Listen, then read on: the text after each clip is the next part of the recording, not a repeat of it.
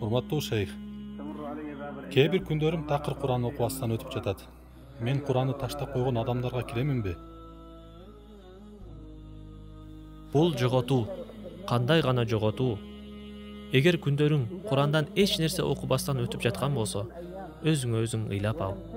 Аллахка ант, пенде ушундай ибадаттан тосулуп жаткан болсо, бул анын Аллахтан канчалык алыс экендигине далил.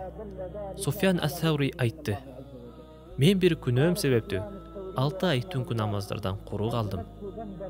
Эгер сенин күндөрүң көз алдыңда өтүп, түнү да, күндүзү да Куранга орун табылбаса, анда өзүңө өзүң ыйлап ал. Аллахтан тезден жардам сура. Аллахка тезден кечирим сурап кайткының. Бул Аллах жана сенин ортоңордогу күнөөң себептүү болуп жатканы анык.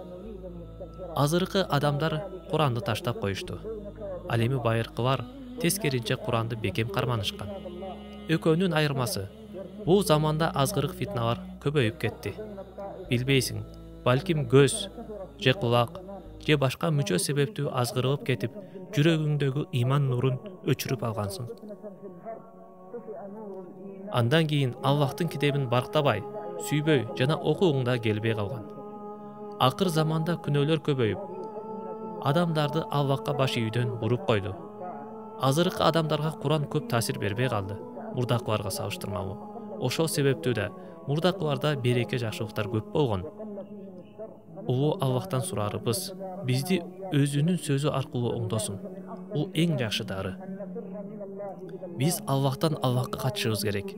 Ал эми ким Аллахка баш ийип, Куранга жакындагысы келсе, ал азгырык фитналардан качышы керек. Аллахтан алысталуучу күнөөлөрдөн сактаныш керек. Көздү, кулакты, тилди, колду жана жыныстык мүчөлөрдү күнөөдөн сакташ керек. Байыркы таква адамдар бош сөздөн, пайдасы жок нерсеге кирип кетүүдөн коркушкан. А биз азыр гыйбат, сөз ташуу жана башка көптөгөн күнөөлөргө батып кеткенбиз. Аллахтан сурарыбыз, бизди өз мээрими менен оңдосун. Аллах жакшыраак билүүчү.